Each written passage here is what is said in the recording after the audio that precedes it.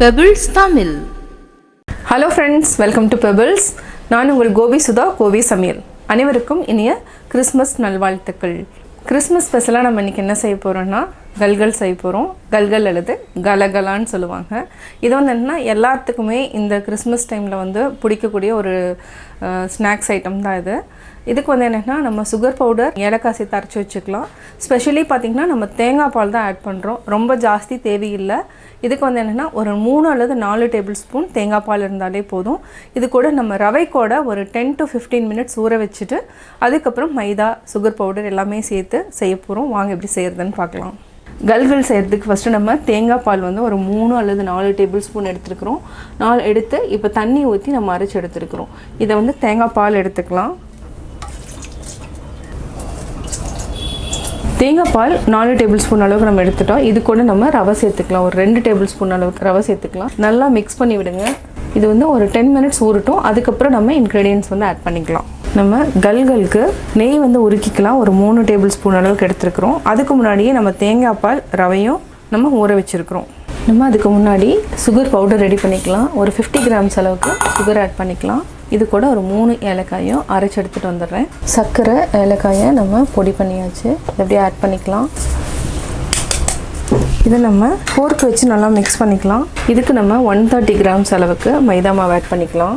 நல்லா மிக்ஸ் பண்ணி விடுங்க. கூடவே கொஞ்சம் நம்ம நெய் சேர்த்துக்கலாம். நெய் வந்து அப்படியே ஆட் பண்ணாதீங்க, லைட்டாக உருக்கிட்டு ஆட் பண்ணுங்கள்.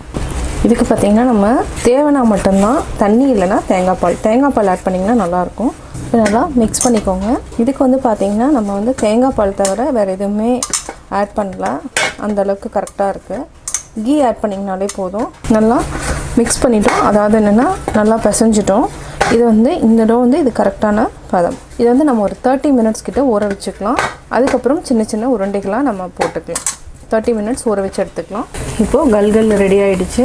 இது 30 மினிட்ஸ் ஆகிடுச்சு. நம்ம சின்னதாக உருண்டை பிடிச்சிக்கலாம். இந்த மாதிரி சின்ன பால் எடுத்துக்கோங்க. கல்கல் நம்ம ரெடி பண்ணிட்டோம்.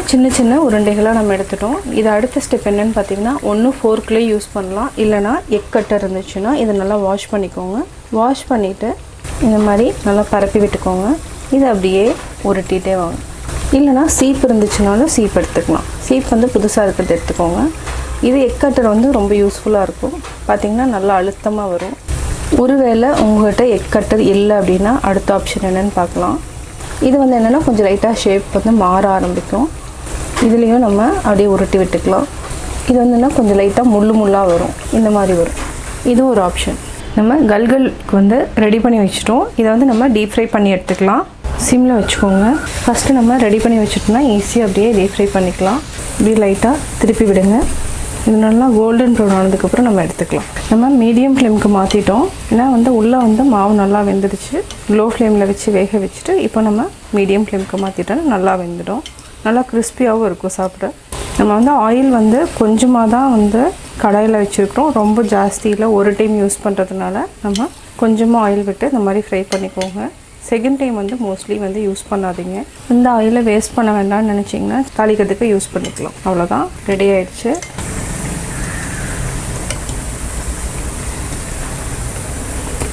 பார்த்திங்கன்னா எக் கட்டரில் போட்டு எவ்வளோ சூப்பராக வந்திருக்கு. 130 கிராம்ஸ் அளவுக்கு மைதா மாவு ஆட் பண்ணியிருக்கிறோம். இதுக்கு வந்து நம்மளுக்கு கிடச்சிது பார்த்திங்கன்னா இது ஒரு 3 பேர் வந்து நம்ம ஸ்நாக்ஸ் சாப்பிட்ற அளவுக்கு நம்ம செஞ்சுருக்கோம். உங்களுக்கு வந்து என்னென்னா 1/2 kg செய்கிறதுனா கொஞ்சம் டைம் ஆகும். இது வந்து என்ன நியூவாக லேர்ன் பண்ணுறவங்க வந்து ஈஸியாக லேர்ன் பண்ணிக்கலாம். ஸ்நாக்ஸ் சாப்பிட்றவங்களும் இந்த மாதிரி செஞ்சு சாப்பிட்லாம். கல்கல் ரெடி ஆகிடுச்சு. இதுக்கு மேலே நம்ம சுகர் பவுடர் அப்படியே ஆட் பண்ணிக்கலாம். சுகர் பவுடர் ஆட் பண்ணிவிட்டு என்னென்னா நீங்கள் ஜஸ்ட் லைட்டாக அப்படியே திரட்டி வச்சுக்கணும். இது வந்து என்னென்னா நீங்கள் ஒரு 1 மந்த் கூட நீங்கள் வெளியில் வச்சிங்கனாலும் எதுவுமே ஆகாது, அப்படியே இருக்கும்.